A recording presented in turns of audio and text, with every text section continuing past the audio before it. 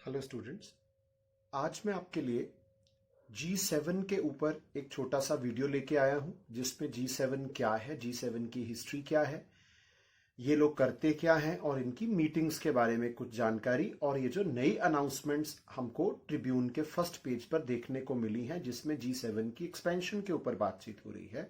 तो इन सारे facts and figures के आसपास आज का हमारा वीडियो रहेगा। आपके मन में कोई भी क्वेश्चंस हो तो आप कमेंट सेक्शन में डेफिनेटली ड्रॉप ऑफ कर सकते हैं। टाइटल है US UK wants India in expanded G7। Donald Trump का कहना है कि ये जो G7 ग्रुप है ये आउटडेटेड ग्रुप है और हमें इसमें अब नई कंट्रीज को जगह देनी चाहिए जिसमें से इंडिया भी एक है। तो यहां से ये सारा का सारा इशू जो है वो हम लोग स्टार्ट करेंगे। सबसे पहले हम लोग ये जानेंगे कि G7 की हिस्ट्री क्या रही है।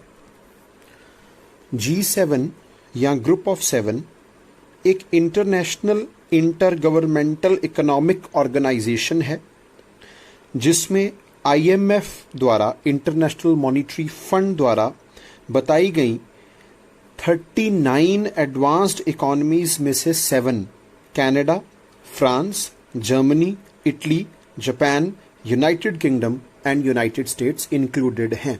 Hence group of 7। इन 7 कंट्रीज के जो इस समय एक्टिंग लीडर्स हैं वो आप इस स्लाइड में देख सकते हैं। कनाडा के prime minister Justin Trudeau, France के प्रेसिडेंट इमैनुअल मैक्रोन, जर्मनी की चांसलर हैं एंजेला मर्कल, इटली में ग्यूसेप कॉन्टे, जापान में शिंजो एबे, यूनाइटेड किंगडम में बोरिस जॉनसन, यूनाइटेड स्टेट्स में डोनाल्ड ट्रंप और साथ में यूरोपियन यूनियन भी इस ऑर्गेनाइजेशन में पार्टिसिपेट करते हैं। काउंसिल प्रेसिडेंट चार्ल्स माइकल हैं और commission president Ursula von der Leyen. अगर हम G7 के ओरिजिन में जाएं तो 1973 का oil crisis is very important. Oil crisis October 1973 का एक इवेंट है जिसमें members of organisation of Arab petroleum exporting countries ने एम्बार्गो मतलब सैंक्शंस लगा दी कुछ ऐसी कंट्रीज के अगेंस्ट जिनको वो मानते थे कि उन्होंने इजराइल को यौम किपुर वॉर के दौरान सपोर्ट किया है। उन्होंने डिसाइड किया कि हम इन कंट्रीज को ऑयल सप्लाई नहीं करेंगे। उस समय अरेबियन कंट्रीज जो हैं वो मेजर ऑयल सप्लायर्स थी। यौम किपुर वॉर 1973 में ये एक अरब इजरायली वॉर था। अक्टूबर 1973 में ये वॉर हुई जिसमें इजिप्ट, सीरिया और उनकी सहायक कंट्रीज ने इजराइल के अगेंस्ट एक वॉर फाइट की थी। तो इस वॉर के क्राइसिस को ध्यान में रखते हुए G7 के ओरिजिन का कारण बनता है। हिस्ट्री की अगर हम बात करें तो G7 की शुरुआत होती है मार्च 1973 में। In fact I should say G7 के बर्थ की शुरुआत होती है। व्हाइट हाउस में एक मीटिंग बुलाई गई मार्च 1973 में USA, UK, वेस्ट जर्मनी और फ्रांस के लीडर्स के बीच में। यह मीटिंग व्हाइट हाउस की लाइब्रेरी में हुई तो नाम रखा गया लाइब्रेरी ग्रुप। मिड 1973 में जापान को इनवाइट किया गया। It became USA, UK, west Germany, France and Japan, group of 5। France में 1975 में एक मीटिंग होस्ट की गई और उस मीटिंग में इटली को शामिल किया गया। तो USA, UK, west Germany, France, Japan and Italy. 1976 से कनाडा इस ग्रुप के अंदर पार्टिसिपेट कर रहा है और 1977 onwards European Union has been participating in this group. Next, G7 को बहुत सालों तक G8 के नाम से भी जाना गया। रशिया ने 1997 में इस ग्रुप को ज्वाइन किया, लेकिन 2014 में रशिया ने अपनी नेबरिंग कंट्री यूक्रेन का एक हिस्सा है क्रीमिया, उसकी अनेक्सेशन की फोर्सिबली। तो इस ग्रुप में से रशिया को एक्सपेल कर दिया गया। अभी भी रशिया एक्सपेल्ड है and the group again became G7। Next comes G7 की मीटिंग्स किस तरह से होती हैं। G7 समिट्स जो हैं ये एनुअल समिट्स हैं।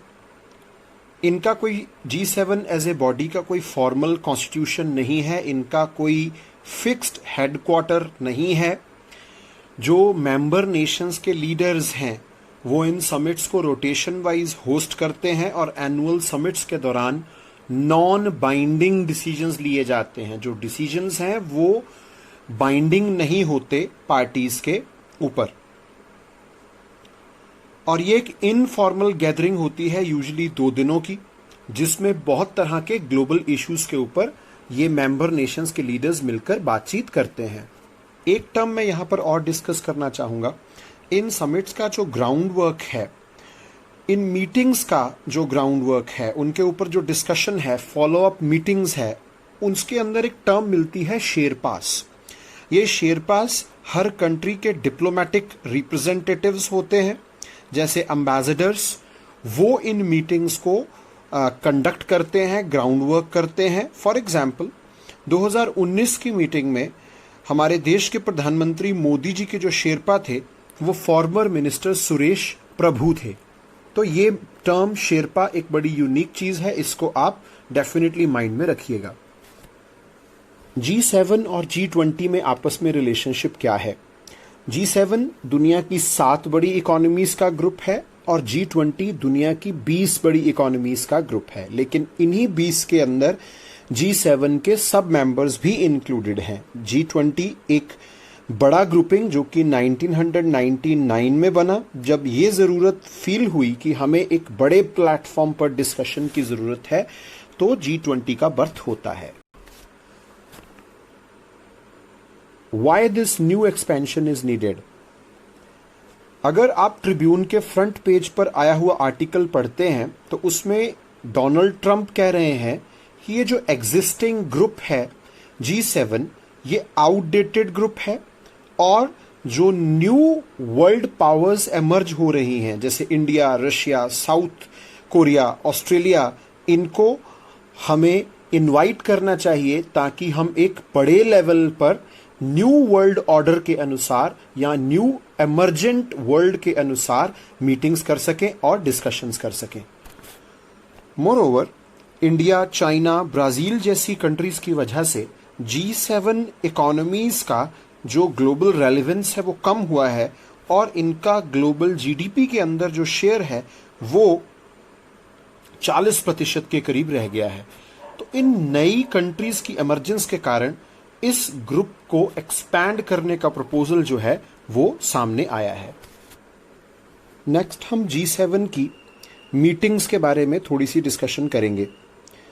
2019 में G7 की समिट बियारित्ज, फ्रांस में हुई थी और हर समिट के अंदर एक आउटरीच पॉलिसी है। जैसे 2019 में फ्रेंच प्रेसिडेंट मैक्रोन ने अफ्रीकन आउटरीच का इस्तेमाल किया, जिसमें उन्होंने अफ्रीका से कुछ नेशंस को इनवाइट किया था।